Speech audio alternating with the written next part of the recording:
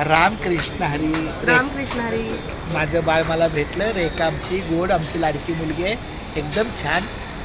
आता मी तुझी मधुरा किती वर्ष झाली? 14 वर्ष लागलं. खरं सांग, तुझा पेपर झाले का? पेपर चालू आहे. नक्की चालू आहे का? हो, झाले?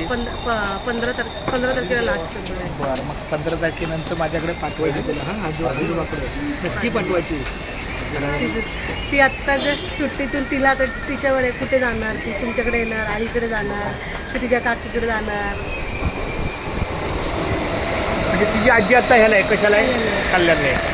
मग तरी तिला बोलायचं पहिलं आप्पाकडे जायचं. मी तिला आवर्जून बोलवलं, सांग बरं का, माझ्याकडे मी ही पाहिजे मधुरा, आणि तू तुझ्या कामात राहा. तू कोणाला समजून घे.